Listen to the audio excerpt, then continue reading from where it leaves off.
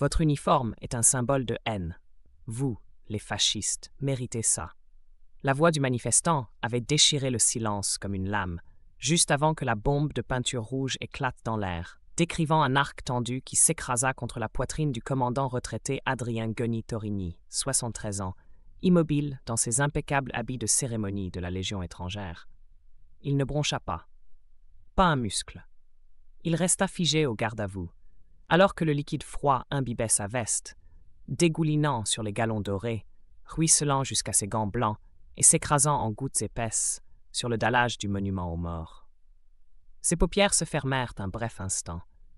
Une douleur, plus profonde que l'humiliation, plus sourde qu'une blessure de guerre, creusa une ride supplémentaire sur son visage, marqué par les années et les combats. 10 minutes plus tôt, la place de la République, à Metz, était plongée dans une solennité digne. Ce n'était pas une parade, ni une cérémonie télévisée. Juste quelques vétérans, quelques élus, des enfants tenant des drapeaux, et la promesse d'un hommage sincère aux soldats tombés. Le commandant Torigny, silhouette droite, malgré une vieille blessure à la hanche, portait ses décorations non pour impressionner, mais pour honorer.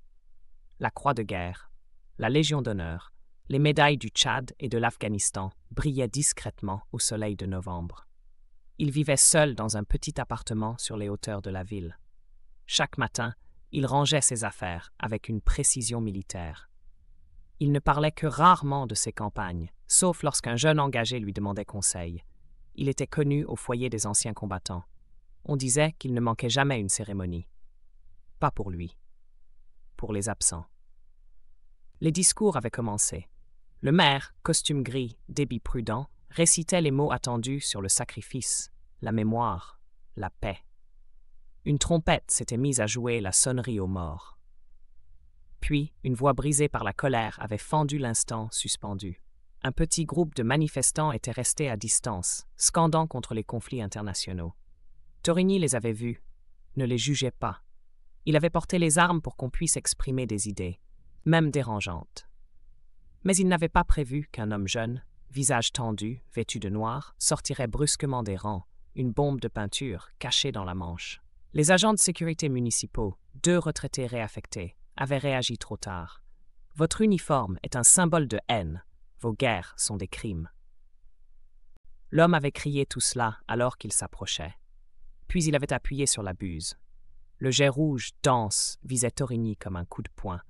L'uniforme bleu nuit fut souillé d'un rouge vif, choquant, presque irréel. Le silence fut fracassé par un cri étouffé dans la foule. Un ancien légionnaire serra les poings. Le maire recula. Les enfants écarquillèrent les yeux. Et Torigny ne bougea pas. Seules ses paupières frémirent. Le jeune homme leva le poing, fier, presque exalté. Plus de guerre, plus de tueurs en uniforme. Il fut arrêté par les agents municipaux. Il ne résista même pas. Il souriait, comme s'il avait accompli une mission. Autour, l'hommage solennel s'était effondré. Des murmures, des visages incrédules, de la colère mêlée d'incompréhension. On tenta d'éponger la veste souillée. Torigny leva la main, poliment. « Ça va », dit-il simplement. Mais sa voix était grave, râpeuse, et son regard glacé. Il ôta lentement sa veste, bouton après bouton, comme on retire un linceul. Il regarda les taches, la peinture encore fraîche qui collait à ses médailles. Ce n'était pas un simple tissu abîmé, c'était un affront. Il sortit alors un vieux téléphone portable, usé mais fonctionnel. Ce n'était pas pour appeler la police. Elle était déjà là. C'était un contact spécial, réservé aux situations d'urgence. Pas d'urgence physique, mais d'honneur bafoué. Il appela le bureau régional de la Défense nationale, un code discret, protocole écarlate. Ici, commandant Adrien Torigny, retraité. Code Alpha Uniforme 3. Incident, agression en uniforme durant cérémonie officielle. Lieu, place de la République, Metz. Officier en tenue, moi-même. Demande présence d'un représentant des forces armées pour évaluation immédiate. Un court silence, puis la voix à l'autre bout de la ligne, dure comme l'acier. Reçu, commandant. Renfort en cours. Une unité de la 3e brigade blindée effectue actuellement un exercice à moins de 20 km. Délai estimé 10 minutes. Torigny raccrocha. Il ne dit rien aux civils autour de lui. Il attendit. 9 minutes plus tard, le bruit sourd des rotors fendit l'air. 2 hélicoptères Gazelle survolèrent lentement la ville, passant bas au-dessus de la place. Puis vinrent les véhicules. Blindés légers, camions militaires, VBL et Griffon. Ils surgirent de plusieurs axes à la fois, encerclant la place avec une efficacité froide, militaire, totale. Les policiers municipaux, bien qu'aguerris, reculèrent instinctivement. Ils comprirent qu'ils n'étaient plus en charge. Les derniers manifestants, bruyants quelques instants plus tôt, s'étaient tus, stupéfaits par la démonstration de force. Les militaires débarquèrent, armes non braquées mais prêtes. Ils prirent position en silence, établissant un périmètre sécurisé. Puis un colonel descendit d'un véhicule blindé, une stature imposante, un visage buriné. Le colonel Antoine Deschamps. Il s'avança directement vers Torigny, qui se tenait toujours droit, sa veste souillée à la main. Deschamps se figea, salua impeccablement. « Commandant Torigny, je suis le colonel Deschamps, chef de la 3e BB. On m'a informé de l'ignominie. Je tiens à vous présenter les excuses formelles de l'armée de terre pour ce que vous avez subi. » Torigny le salua à son tour. « Merci, colonel. Votre présence est éloquente. » Le colonel se tourna vers le maire, qui s'approchait maladroitement, visiblement dépassé. « Monsieur le maire, dit-il d'une voix forte, l'armée respecte le droit à la protestation. Mais lorsqu'un ancien combattant en uniforme est attaqué en pleine cérémonie commémorative, ce n'est plus une opinion, c'est une offense. Et nous ne tolérerons pas cela. » Il donna des ordres précis. L'individu serait poursuivi au pénal, avec circonstances aggravantes. Tous les frais de remplacement de l'uniforme seraient exigés. Une lettre d'excuse de la mairie serait rédigée sous 48 heures. Et l'armée maintiendrait une présence discrète mais dissuasive jusqu'à la fin des événements du jour. Le maire acquiesça sans discuter. Torigny fut raccompagné par une garde d'honneur vers un véhicule blindé léger. Son uniforme, irréparable, fut plié avec soin et emporté. Un nouveau lui serait remis sur mesure. Une médaille lui serait adressée pour conduite exemplaire face à l'adversité. Mais lui n'en demandait pas tant. Le lendemain, la photo fit le tour du pays. Un ancien légionnaire couvert de peinture rouge, entouré de soldats en tenue de combat. L'image prise par un lycéen présent au monument aux morts avec sa classe fut d'abord publiée sur un petit forum local, avant d'être reprise en masse sur les réseaux sociaux. Très vite, elle devint virale. Les commentaires affluaient par milliers. Certains saluaient la dignité du vétéran, debout, immobile, les paupières closes sous le choc de l'humiliation. D'autres dénonçaient une action inacceptable, une atteinte grave à la mémoire collective. Les débats s'enflammèrent sur les plateaux télévisés, liberté d'expression ou blasphème civique, militantisme ou profanation. L'image divisa profondément. Mais elle rappela aussi, brutalement, que le respect n'est pas un acquis, et qu'un uniforme n'est pas qu'un habit. C'est un serment, un héritage, un engagement silencieux qu'aucune époque ne devrait tourner en dérision. Dans les jours qui suivirent, des anciens combattants de toute la France exprimèrent leur solidarité.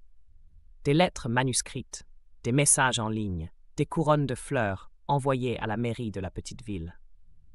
Les élèves du lycée organisèrent une marche silencieuse jusqu'au monument, avec des brassards noirs au bras. Même ceux qui ne comprenaient pas tout saisirent que quelque chose de grave s'était passé. L'acte du jeune homme, lui, fut rapidement qualifié d'outrage par les autorités. Il fut arrêté, interrogé, puis poursuivi pour outrage à personne dépositaire de l'autorité publique, violence volontaire et incitation à la haine. Lors de son procès, il tenta d'expliquer qu'il voulait interpeller l'opinion, faire réagir. Mais son ton arrogant, son absence de regret et les cris méprisants proférés avant son geste pesèrent lourd. Son groupement militant, d'abord silencieux, finit par le désavouer publiquement. Leur porte-parole déclara ne pas cautionner la violence, encore moins envers ceux qui ont risqué leur vie au service du pays. Leur crédibilité s'effondra. Plusieurs membres quittèrent le mouvement. Certains se rendirent d'eux-mêmes à la gendarmerie pour témoigner de dissensions internes. Dans la ville, les graffitis injurieux qui couvraient les murs furent effacés, remplacés par des drapeaux tricolores. Il y eut un silence nouveau, plus grave, presque solennel. La population comprit qu'il existe des lignes qu'on ne franchit pas impunément. Car même si les guerres sont loin, même si le monde change, il reste des symboles intangibles. Et ceux qui s'en prennent à eux le font à leur risque et péril. Le commandant Torigny reprit sa routine. Il resta discret. Il ne répondit à aucune interview, refusa toutes les invitations sur les plateaux télé. On le vit revenir, comme chaque matin, au foyer des anciens, où il buvait son café noir en silence, lisant le journal d'un œil calme.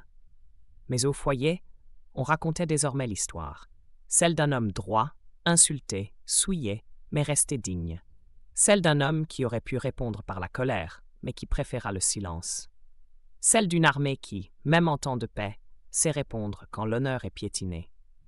Le drapeau salué chaque jour à la caserne reprit un sens nouveau.